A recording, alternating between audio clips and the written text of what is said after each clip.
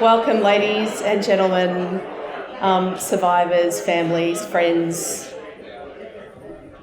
Welcome everyone to this very special day. My name is Tanya Rishnu. I'm the former Deputy Secretary in the Department of Health and I'm going to be your MC today. Over the past 4 years, I've had the honour of overseeing the implementation of the Australian Thalidomide Survivors program and working towards yesterday and today's day of recognition and national apology. Yesterday we heard the apology from the Prime Minister, which thalidomide survivors and their families and friends have been waiting a lifetime to hear. That apology recognised the thalidomide tragedy and its rippling impact on so many lives. Today, I have the great honour of welcoming you all to the unveiling of the National Site of Recognition for thalidomide survivors and their families, a place of reflection and remembrance, a place to ensure we never forget. First and foremost, we meet on Ngunnawal country, and I would like to welcome Aunty Serena Williams to give us a welcome to this beautiful country, which gratefully is a little drier than it was yesterday. Thank you, Serena. Thank you, Tanya. I'd just like to mention on the weather yesterday, I just believe it was a sign from the ancestors and from the heavens above of the crying, of the tears falling because something was recognised and an apology was given and well overdue. So I think we've got a beautiful Prime Minister and I think he's really for the people and I love that about him. Before I go ahead, I'd like to, I'm here to do a welcome to country and I'd like to thank Tanya for inviting me here to do the welcome to country. It's a respect of Ngunnawal protocols. Our protocols are over 65,000 years old and we have over 300 and something nations throughout Australia with over 500 and something dialects. So when you come onto country, it's about knowing people's business on country. And I'd like to acknowledge that business and I'd like to acknowledge that today, the National Site of Recognition for Survivors and their families aspires to recognise and honour the pain and suffering experienced by the survivors, as well as the impact on their loved ones, and is to serve an enduring reminder to all Australians that the lessons of the tragedy must never be forgotten. Thank you again for having me here, and I say in my language and on behalf of myself and other Ngunnawal elders and Ngunnawal family groups, I say, Yumalandi Yeramora Ngunnawal Dora. Hello, come. I will sweep the lands for you to leave your footprints. Najan, the water of the Royal, the Murrumbidgee, the Molongo, the Gudgeonbee and Ginninderry, that will cleanse you of all harm. And Mullian. Mullian is the wedge-tail eagle, the totem of the Ngunnawal people, and she will guide, protect and oversee you here on your journey. Welcome, welcome, welcome on behalf of all our families to this beautiful country. Thank you.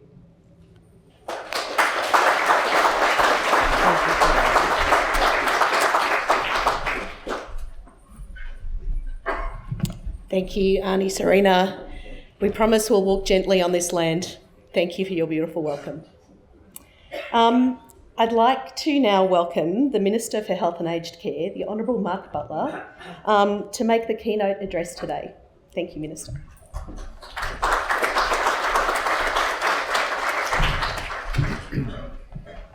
Well, thank you, Tanya, and thank you, Aunty Serena, for a beautiful welcome to country. The idea of the skies crying yesterday during the apology, and today a still, quiet day for us to reflect and to commemorate this memorial is a beautiful way to start such an important day.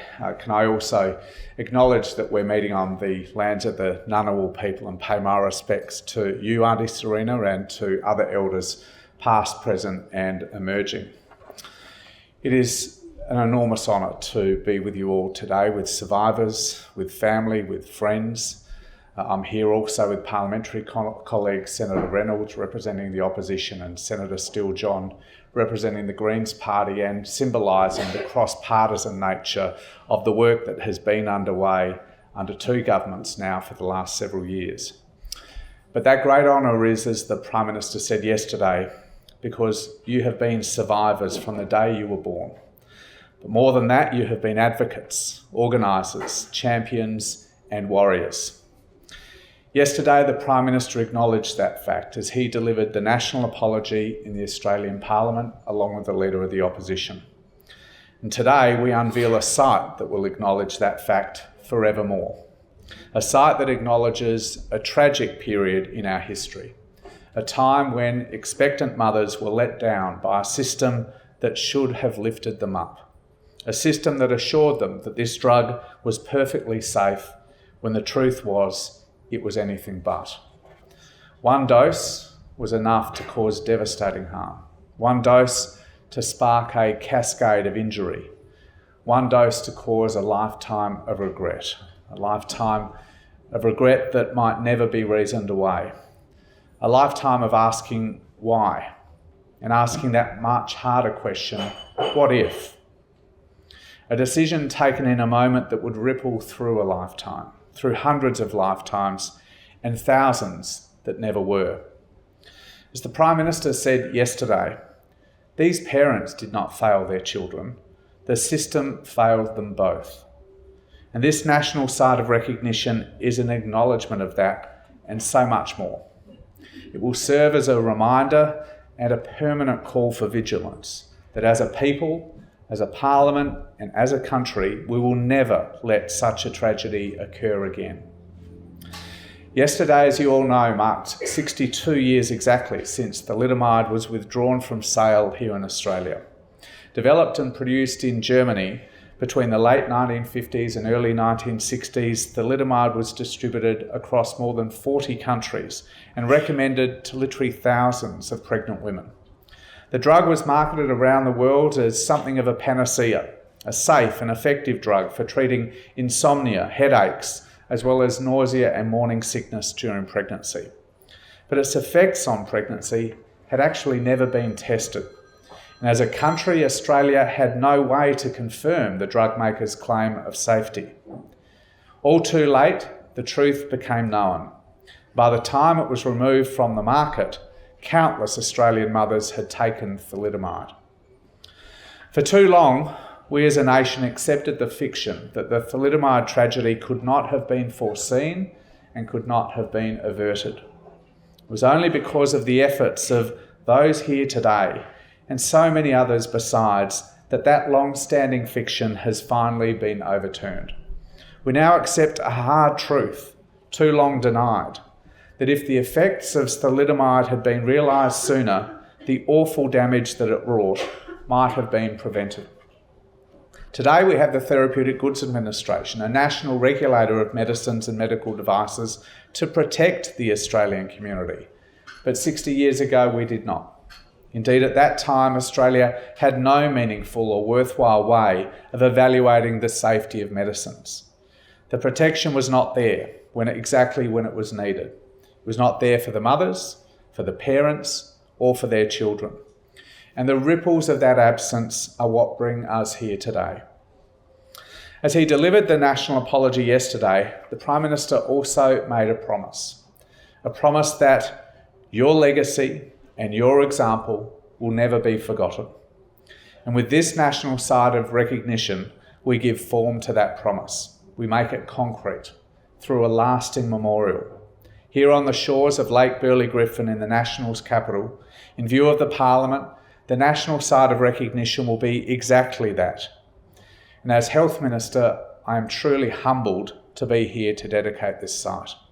To dedicate it on behalf of all of those who have fought so hard to bring it about, and to all those who couldn't be here to see it become reality. Everyone who pushed for the Senate inquiry, the committee members from across the Parliament, but most of all, the survivors and their family members who gave their testimony and spoke their truth. Chief among them, of course, is Lisa McManus, who you'll hear from next. Over many years, Lisa has been a constant and tireless advocate for survivors and for their families. It was Lisa's lobbying that laid the groundwork for the Senate inquiry in the first place. She then led negotiations with the former government over the support package, and earlier this year, Lisa was quite rightly awarded a Medal of the Order of Australia. She remains a source of reasoned and reasonable advice to the government as we continue to work to support survivors.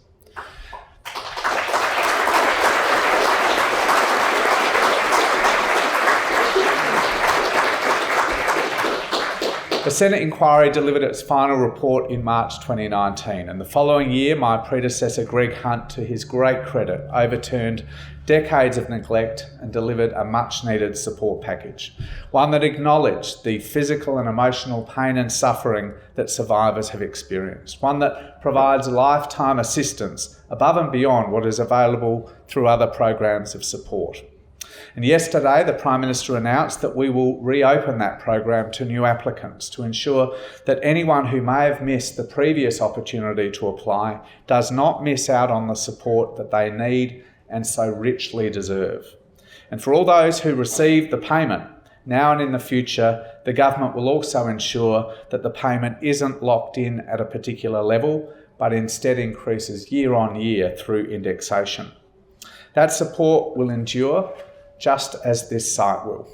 A national site of recognition that will provide, in the words of Lisa McManus, permanent recognition in a place of prominence, more than a plaque in a park. This is a place where we as an entire nation can focus our reflection.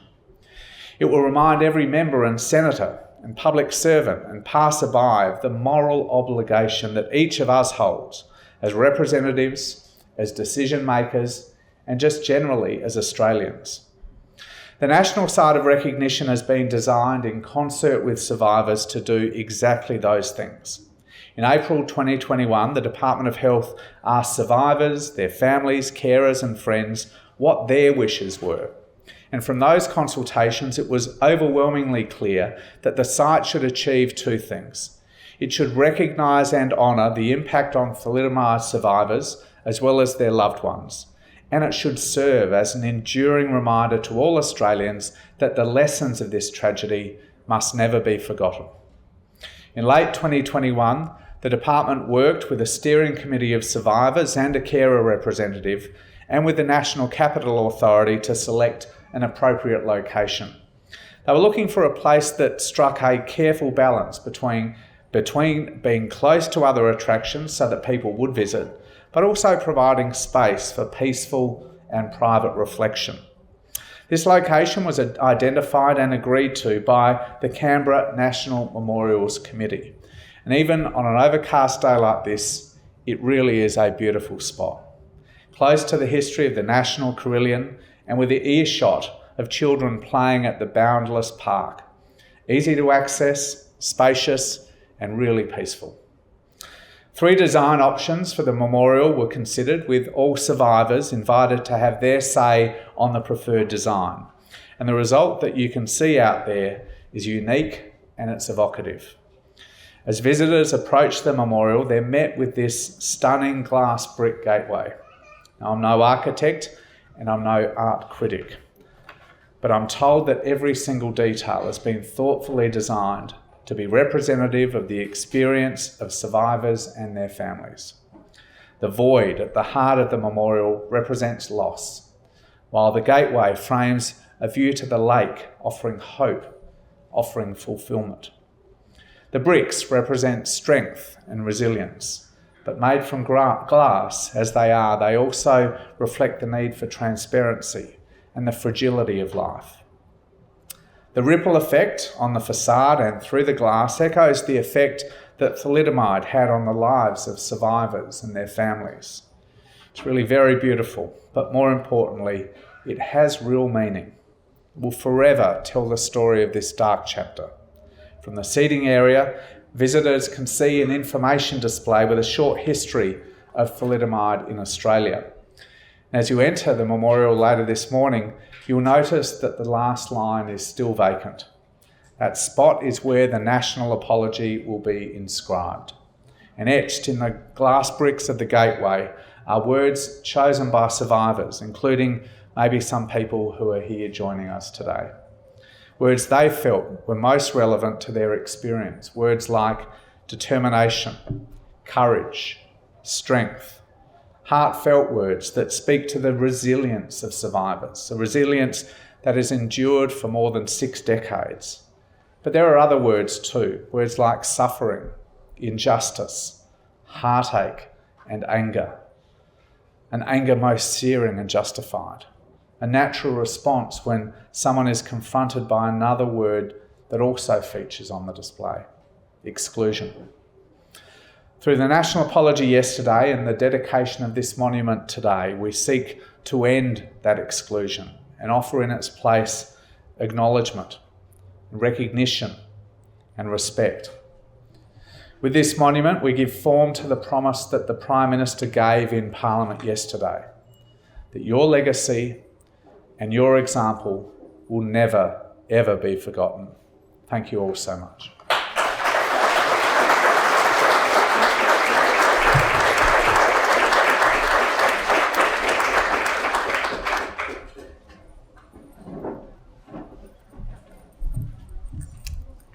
Thank you, Minister. Our next speaker, as the Minister foreshadowed, is Lisa McManus. And many of you will know her as the Director of the Thalidomide Group in Australia and a valued member of the National Site of Recognition Steering Committee. You'll know her for her leadership and her tireless work to make today happen. I remember Lisa from the first time we met, and where she made me promise that we would actually see this day happen and the apology happen. And I am thrilled to be able to deliver on that commitment.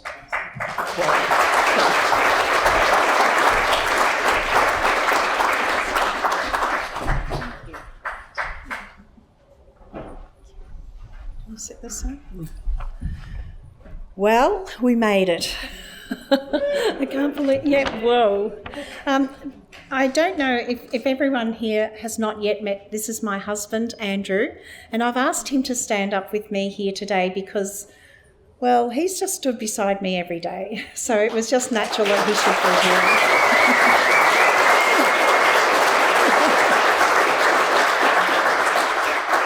here. Andrew has fought every step of the way with me. He's been my trusted mate. And for those of you that recognise the work that I've put into this campaign, I can tell you now I couldn't have done it without this fella. So we're going to deliver this speech together, side by side, because it's what we do.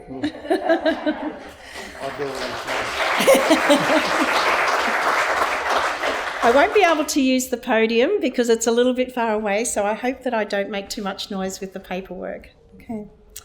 So many times I've been asked, what does thalidomide mean to me and how has it affected me?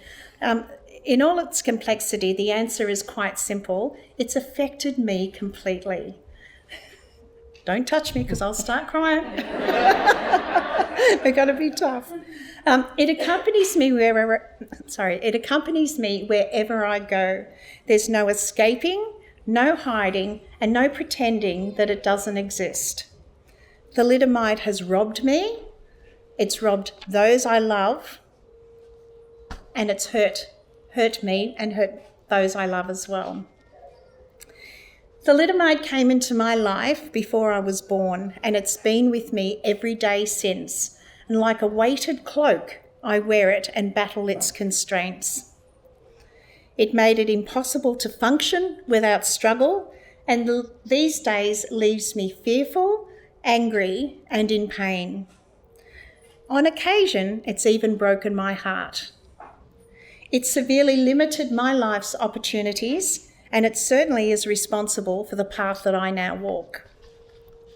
There is no doubt that thalidomide wreaked havoc on the lives that it touched. How could it not?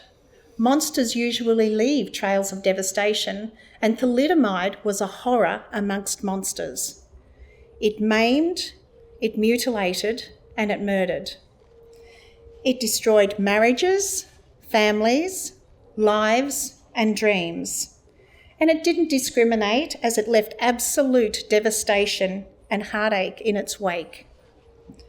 For over 60 years, thalidomide has been referred to as a monster. But the truth, however, the title of monster doesn't belong to that little white tablet. It belongs to those men that were in the background. The inventors, the manufacturers,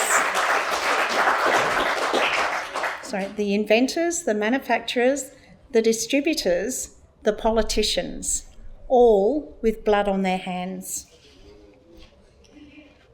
Globally known as the biggest pharmaceutical disaster in history, Australia certainly has its own black chapter to contribute to the tragic story of thalidomide.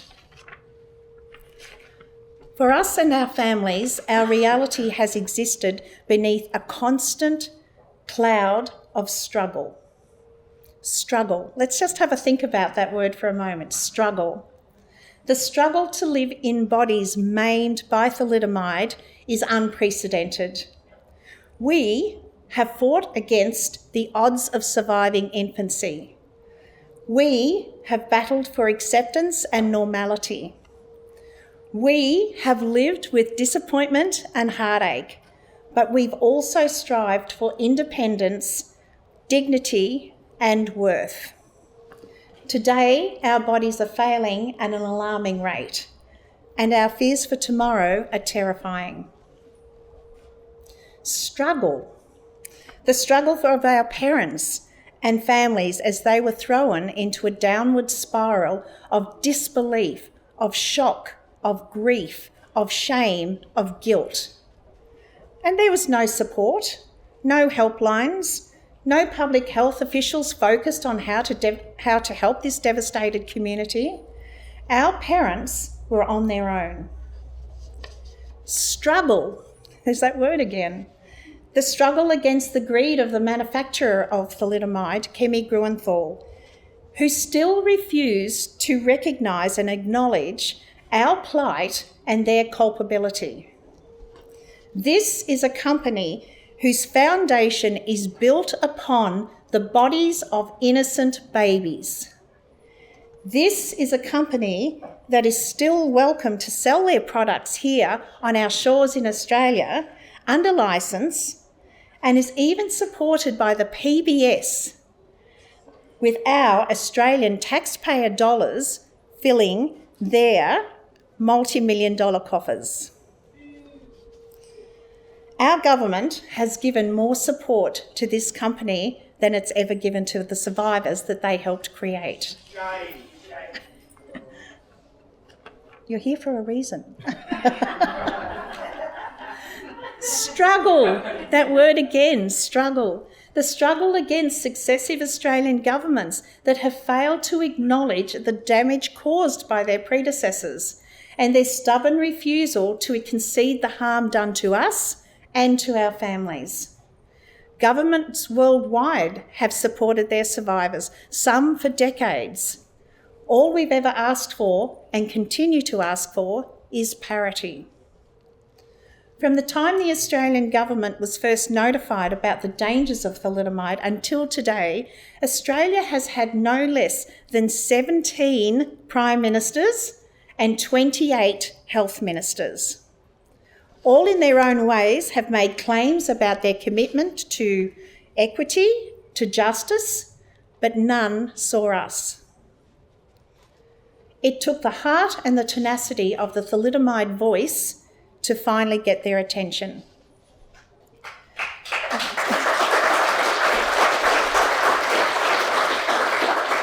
Struggle, the word again, struggle. The struggle for recognition and redress when I, as Thalidomide Group Australia, took on the battle to gain acknowledgement and support from our government. This has been an arduous and relentless battle, one that should never have needed to happen, and one that I never imagined would be left to someone like me. It has come at a huge personal cost, both personally, emotionally, and definitely financially to myself and my family. And ironically, at the beginning of this campaign, I was told by the health departmental staff that we would never receive an apology from the Australian government. An apology implied fault, and the government didn't believe that there was any fault of their own to be had. They were wrong, and we proved them wrong, and today we stand.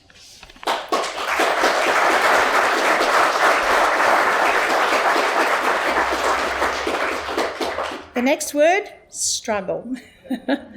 The struggle continues today with our current government as we try to refine our thalidomide program. There are significant wrinkles to be ironed out. Although designed under the previous government, Minister Butler, you have been made aware of the shortfalls. And not only can you make this a program that the ALP can be so proud of, but also one of significance to those it was designed to support. Late as it is, and survivors and families are Late as it is, survivors and families are grateful to finally witness both the national apology and the unveiling of the memorial. This not only acknowledges the tragedy of thalidomide, but it validates our lived experience. Regrettably, in the time that it's taken to get to this day, too many of our loved ones deserving to hear these words have died. My parents, our partners, family members, even our survivors have gone. I ask the decision makers here today to look around and to see the faces of thalidomide, to really see the faces. And I ask the faces of thalidomide to look around at each other and to recognise the 60 plus years that it's taken to get to this moment, that we have survived. We have survived.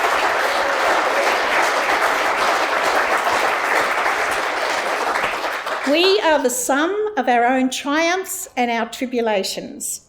Our story should be forever etched in the pages of history and cemented in the annals of time.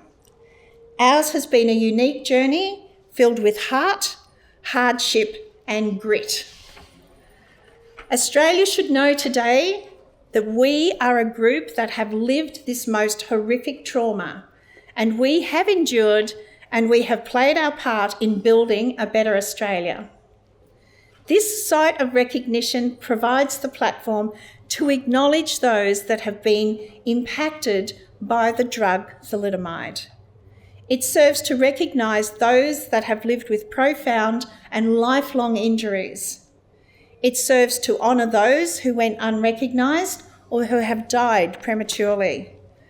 And it serves to respect those, our parents, our families, and our friends that have walked beside us. We should never be forgotten. Thank you.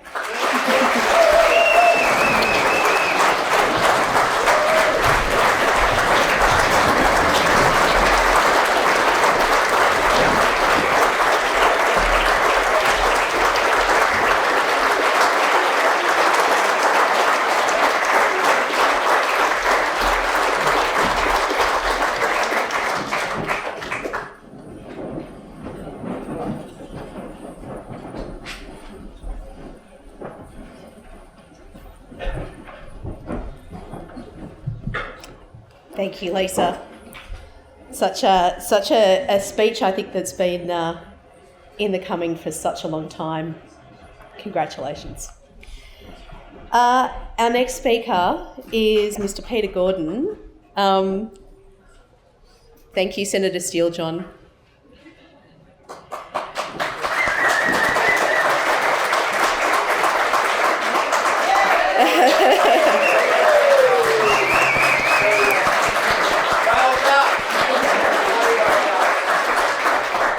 Sorry, I couldn't let you sneak out like that.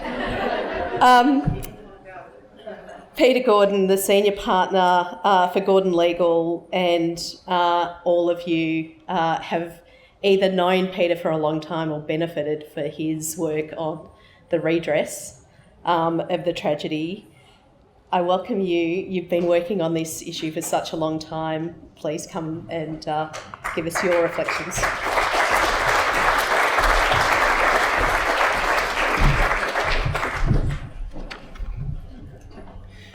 Thanks, Tanya. Whoever invented the phrase "hard act to follow" probably had Lisa McManus in mind.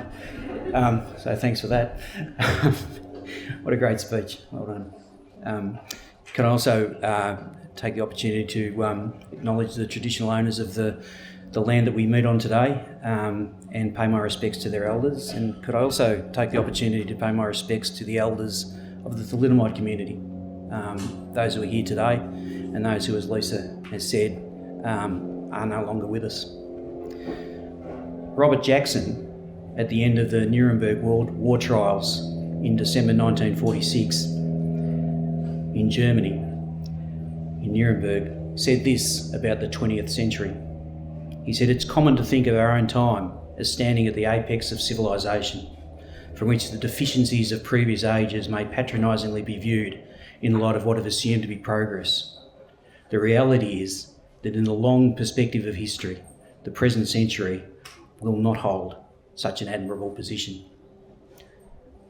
Just 10 years later, in that 20th century and in that same country, Grunenthal unleashed thalidomide on the world. We should look back at that. We should look back at the years that followed in the last 65 years and our treatment of Australia's thalidomide community with shame and with regret, as the Prime Minister and the Opposition Leader so eloquently put it yesterday, but also with admiration. Shame and regret at their mistreatment, isolation and exclusion, but not just by government and not just by pharmaceutical companies, because we all in our different fields have to take ownership of this. Sure, there was the pharmaceutical companies, the barbarism and the arrogance of Grunenthal, and neglect by governments, particularly after the disaster was known, but also by lawyers and also by the legal system and also by doctors. And crucially, as Anthony Albanese said yesterday, by exclusion and isolation in our own neighbourhoods, schools and workplaces. All of that happened. But admiration for the sheer heroism of their survival, of your perseverance and your achievements, so often outstanding. As one of you said to me just earlier this week, when I knew that I had it, when I first understood about it, I chose to live, not merely to exist. I've had the privilege, once Ken Udall roped me into this in 2009, to meet so many of you. He dragged me up to Sydney to the Blue Hotel where he was negotiating with Diageo, and I first met people like Brett Nielsen and Lance Fletcher and Trish Jackson and Mary Henley Colopy, and got to know them for the first time and the agitation they were struggling with at that time. And I also met people whose mums clearly took thalidomide but who'd been excluded.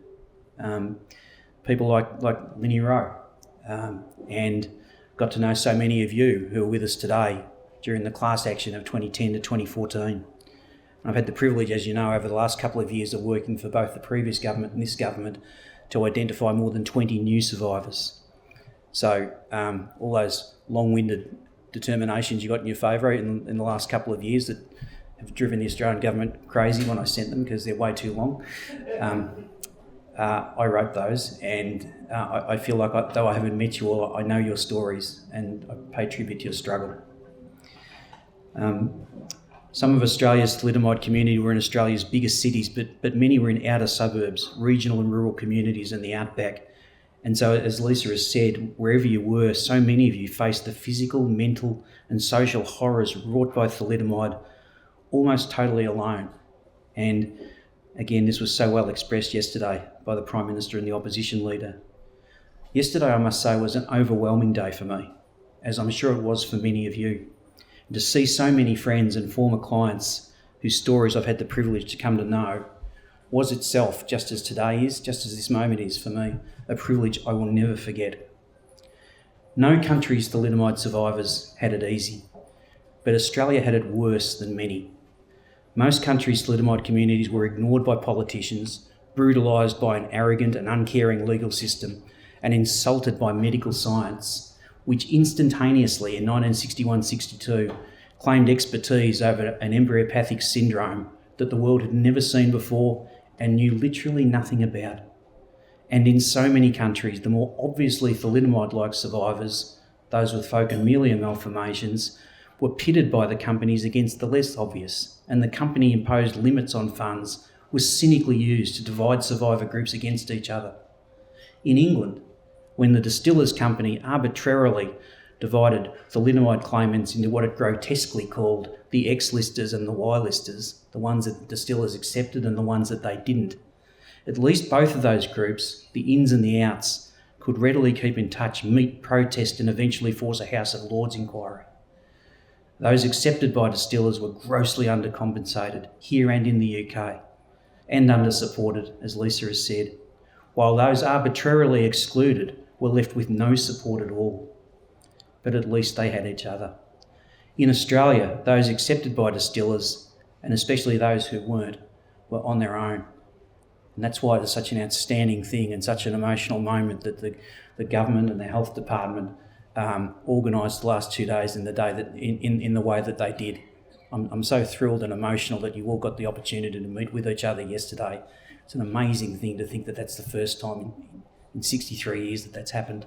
It's extraordinary.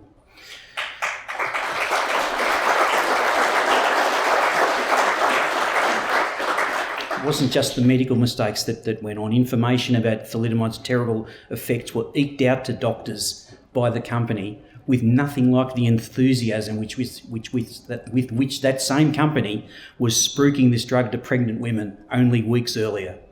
The result was that a lot of Australia's thalidomide population, and I hope you won't mind me calling you out as an example of this, Lisa, were born to mothers who took the drug after distillers did what it said was a recall, but in fact was never a recall at all. To compound that, most families in Australia's thalidomide community had to put up with isolation, economic hardship, and successive governments which prioritised the corporate brand protection of distillers to support for the survivors. The medical research was also ignored by the government, and the legal fight was a David and Goliath battle that unfortunately ended differently to the real David and Goliath battle at the first instance, and Australian thalidomide survivors were grossly undercompensated. And those who didn't fit the criteria were led to believe that you were the only odd one out, especially if you lived in a regional country town by yourself. As one of my other thalidomide friends said to me back in 2009 when she was told she was excluded for crazy reasons, I felt like I was the only broken biscuit.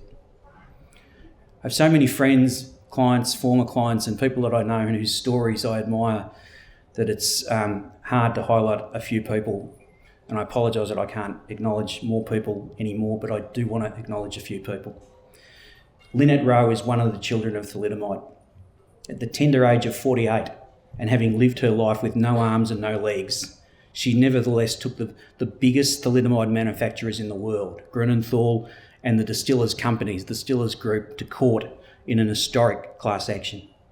Grunenthal turned up in that action in 2012 in the Victorian Supreme Court and said with a straight face to the judge that if the armless and legless Lynette had the temerity to try and sue it, she should emigrate to Germany to do it. Lynette faced down Grunenthal and Distillers. Her win tripled the number of Australians who the companies and the courts accepted were genuine thalidomide survivors. Just as the financial recompense was overdue and helpful, this group of over 100 new thalidomide survivors finally had in 2014, after 55 years of isolation and alienation and explanation, a meaning to the struggle they'd fought their entire lives. The nonsense excuses that they'd been given by different people, that you were born too early or born too late, or you had the wrong bones missing, or that your mum's medical records were missing or inadequate. Lynette Rowe's courage fixed all that. Because of Lynette and the scientists and the specialists prepared to stand with her to redress those defects in the medicine and the legal proofs of evidence, Australia today stands as the country which in the world has best addressed the medical and scientific fiasco which has seen less than half thalidomide's true victims recognised, and the corporate three-card trick which for 50 years had people believing that 99% of thalidomide magically disappeared from people's kitchens and medicine cabinets on the 29th of November 1961 just because distillers wrote a letter to a few GPs. Australia now recognises 3 times as many survivors as the pharmaceutical companies were prepared to concede in the 60s and 70s. And that work of recognition has been properly completed because of the Australian Government Redress Scheme put forward under the Morrison government and continued under the Albanese government in the last 3 years, in which some 25 new survivors have come forward, been identified and established their status. Congratulations to both governments on that achievement.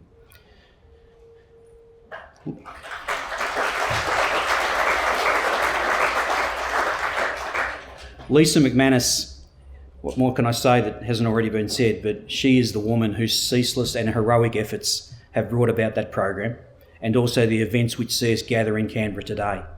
She took over, in my own view, the mantle of the late Ken Udall, a man I'll say a bit more about in a moment. And over the course of the last 10 years of fighting, she's brought about these outcomes for Australia's thalidomide community, including this current scheme. She and her husband Andrew worked tirelessly with the Senate inquiry, and since then, in addition to her work and the work that she's described herself, I'm sure many of you would acknowledge that she's become a counsellor, a friend and a support for all of you and your families, and a rallying point for so many in the Australian thalidomide community. We're blessed to have her.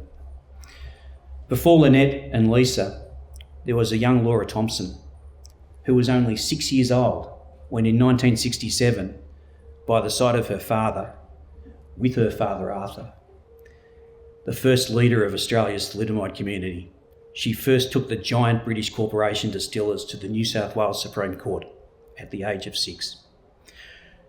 She won that case, then they took her on appeal, and she'd nearly reached the age of 10 when distillers dragged its malicious legal fight against her to the Privy Council of the House of Lords in London, where Laura also won, striking an enduring blow for all Australian thalidomiders.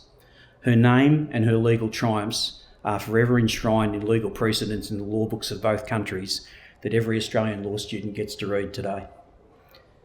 All children, of course, have parents, and most have brothers and sisters. I know some of your stories better than others. The heroism of Wendy Rowe, who you'll hear from shortly, and the late Ian, who I wish could be here today. Arthur Thompson is a man, Laura's father is a man that I never met, but obviously an incredible man. Not a lawyer, but not at all afraid of lawyers or courts or giant corporations. Laura remembers him, above all, as a humble man. And the late Ken Udall. But let's not forget, whilst calling those people out, that every family has its heroes and its struggles. I know also of the heartbreak and the shame and the blame and the struggles of brothers and sisters who had to find ways to understand why most of Mum and Dad's attention was directed elsewhere. We acknowledge all of that today and how it made your own lives harder. I want to also recognise that there are some thalidomide survivors, probably some who are here today, but I also know some who chose not to come to Canberra, for whom the pain, the past treatment, the ostracism and the system proved to be just one too many poison pills, one that was just too bitter to swallow. And can I say that the anger that you still feel is justified? What was done to you can never be undone. But it's never too late to say sorry and to acknowledge wrongs done and suffered. I want to acknowledge the goodwill, compassion and leadership of Australia's government, Health Minister Mark Butler, and the care and dignity of this scheme. And I think there's a lot of people in the room who'd want me to acknowledge and want to be acknowledged the care and sensitivity of the officers in your department, led in particular by Tracy Andrews and Kate Piper, and the effort that they've put into the quality of the last few days. It's been fantastic.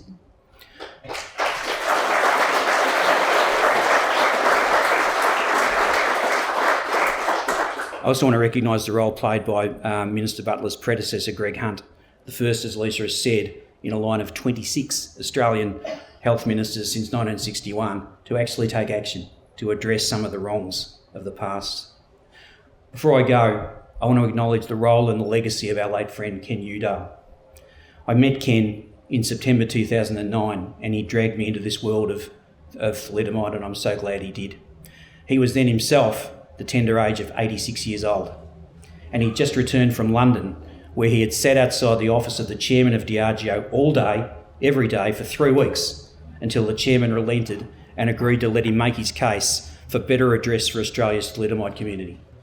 It had then been 8 years since Ken and his wife Janet lost their daughter Nikki to internal thalidomide injuries. Ken pressed his case relentlessly over the next 12 months out of his love and care for you, for the many people in the Australian thalidomide community who'd come to love and depend on him. He applied every bit of the same ingenuity and determination which had seen him 65 years earlier do 2 tours of duty in the RAF Pathfinder Squadron in World War II, fighting Nazism, and to later rise to the head of a major Australian company. He did that to fight for better rights for thalidomide families that the Udalls had come to know. In 2015, my wife Kerry and I were privileged to be Ken's guests at the home of the French ambassador to see Ken invested with the Légion d'honneur, the highest honour that country bestows. It was in honour of Ken's 35 sorties over occupied France in World War II, all under heavy German anti-aircraft fire. Just for context, a tour of duty was 18 sorties, and in the Pathfinder Squadron, the attrition rate, the death rate, was 50% per tour of duty. Ken did 2 tours of duty. One was never enough for Ken, something I'm sure the Diageo chairman came to appreciate over every one of those 3 weeks that Ken sat outside his waiting room in London. It's sometimes been said that World War II was Australia's greatest generation. As a member of it, if Ken were here today, I'm sure he would point with pride to you, to this generation, to the people who are here today who have endured and achieved. In late 2010, led by Ken, we signed an agreement for a further $50 million for the then 46 thalidomide families recognised in Australia. No commemoration ceremony can be complete without acknowledgement of those heroes of the past, of Arthur Thompson, of Ian Rowe, of Ken Udall, of all of the mums and dads who stuck up for their kids when no one else was prepared to do it. I'd like to thank you for the opportunity to speak today. So glad that you're all here. Wish you all the best.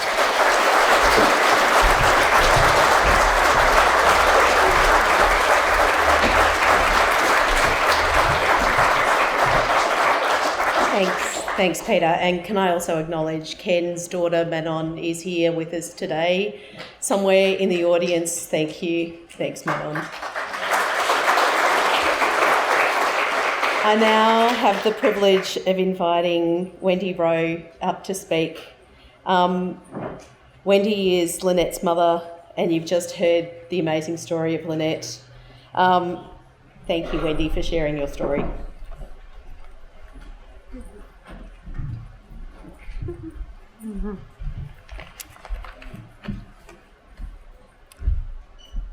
After all those other speeches, mine will take about a minute. 61 years ago, my life changed. Lynette was born in March 62 with no arms and legs. We brought her home with no referrals or advice, and I was told I'd probably had a virus that caused it. Take her home and she'll probably die within 6 months.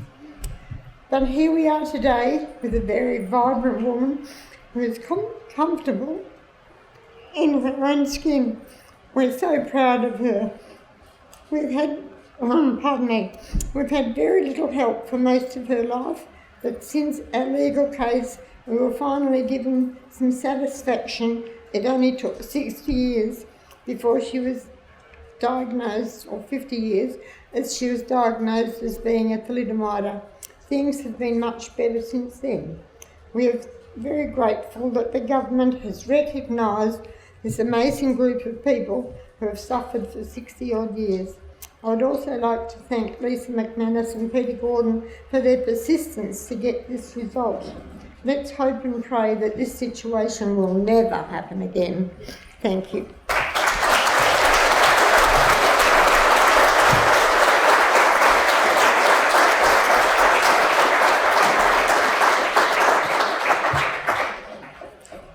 Thanks, Wendy. Our final speaker today is Timothy. Can I call you Tim? See, I've been calling you Tim all along. Tim Lockery, who has been such a valued member of the Site of Recognition Steering Committee, and I invite you to tell your story, Tim.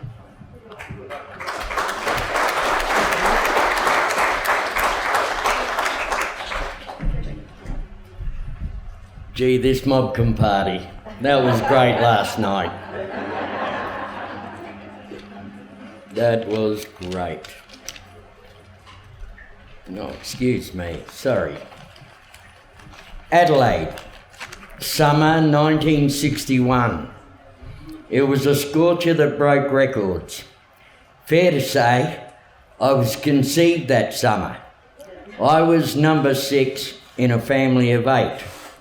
The 2 younger ones are here today, Matthew and Patrick. How are you, boys? You all right? While Mum was pregnant with me, she had 5 other rugrats at her feet, all under 7 years of age. I wore her out. A doctor was needed. When Dad came home from work, he drove Mum to the doctor's in our beautiful Plymouth. The doctor prescribed a tablet, Distaval. Being suspicious of pharmaceuticals, Mum took one out of the box, cut it in half, and took it. That half a tablet knocked her around to the point where she couldn't keep up with her other kids, and she just ended up throwing them down the toilet. I was born on the 17th of October 1961. I was born with a shortened left arm, a little hand, and half a chest. That was half a tablet. Excuse my self-indulgence, I'm going to read an open letter to my mother, Dorothy Maud Lockery. Dear Mum, I know I drive you up the wall with stuff I remember in my childhood. Well, here I go again.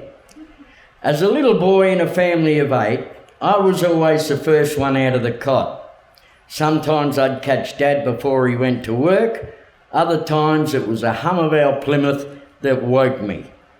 In the kitchen I would sit on the lino floor in front of a 2-bar radiator and watch you prepare 8 lunches, darn socks and polished shoes. I remember telling you that was the warmest I ever felt. Do you remember how we would always sit together in church and play with each other's hands? You'd grab my little thumb, you'd pull on my pinky, you'd clench my little hand into a fist, and then you'd demand I do the same to you. We'd both giggle our heads off, and this was in church. Do you remember the day Dad taught me how to tie my shoes? I think about it all the time. It was a Saturday, and Dad had just got home from work. He had a job to do on our front veranda. I sat on the step and with one untied shoe. The radio was on in the background and the Goon Show was on. We both fiddled and fumbled with our jobs while laughing our heads off. That day I learnt a greater skill, to live, laugh and love, a creed I hold to this day. Hey Mum, do you remember I got a little bit self-conscious about my arm? You took me on a bus to see a thalidomide specialist, a Dr. Henry Reishpeth. While sitting in the waiting room, there was a little girl tearing around in a trolley with a big grin on her head. She had no legs. I still see her grin to this day, and I hope she's still tearing around, and maybe she's in this room. I remember the doctor saying to us, yeah, I can cut this and I can split that, lengthen this and straighten that. However, it won't operate as a normal hand. His advice was for us just to play on and get on with it. It was bloody good advice, we thought. I can catch tennis balls and I can mark footballs. Mum, when I left the nest, I had to find my own love, and I found it in spades.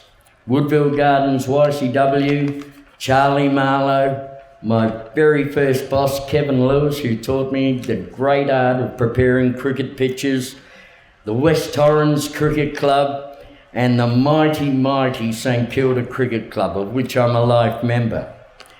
The badge I'm wearing today is my wedding ring. Mum, you've always worried about what I'm up to. Well, I'm standing in Canberra at a national site of recognition reading this letter to you.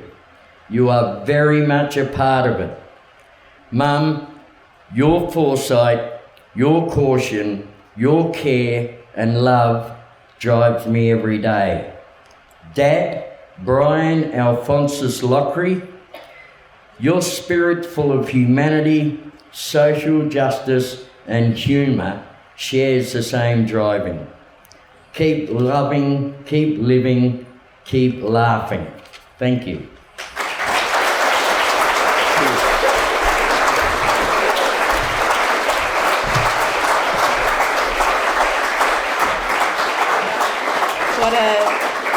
What a great note to finish today's officials proceedings. Thanks, Tim.